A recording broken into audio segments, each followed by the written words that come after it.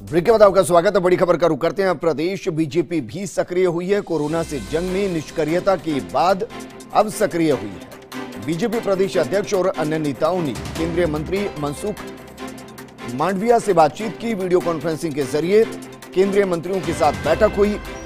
केंद्र के तीनों मंत्री भी बैठक में शामिल हुए। राजस्थान को पर्याप्त ऑक्सीजन और दवाइयां उपलब्ध करवाने की मांग की गई।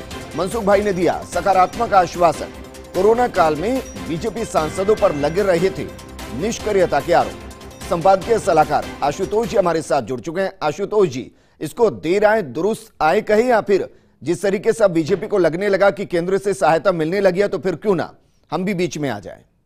बिल्कुल विजेंद्र, ये बिल्कुल सही बात है कि पिछले 15 दिन से जो प्रदेश में माहौल हो रहा है और जिस तरह से कांग्रेस हमलावर है और कोरोना का मुकाबला कर रही है, उसमें बीजेपी के नेताओं को बहुत ही शर्मसार होना पड़ रहा था। और अब अंततः बीजेपी इसमें सक्रिय हुई है।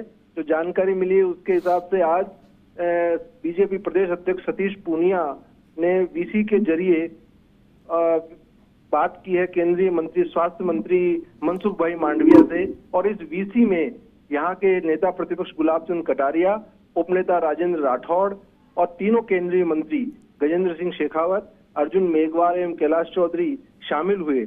और इन लोगों का यही कहना था कि हमारा परसेप्शन वॉर में हम लोग पिछड़ रहे हैं, राजस्थान में संकट है, इसलिए ऑक्सीजन और दवाइयां जितनी जल्दी हो सके वो राजस्थान को पर्याप्त मात्रा में उपलब्ध करवाएं। जी बिल्कुल आशुतोष, लेकिन सवाल ये खड़ा होता है कि जो काम कांग्रेस कर रही है, बीते 20 दिनों से कर रही है, वो काम अगर बीजेपी विपक्ष में रहते हुए करती तो शायद जनता के साथ कनेक्शन बेहतर बना पाती।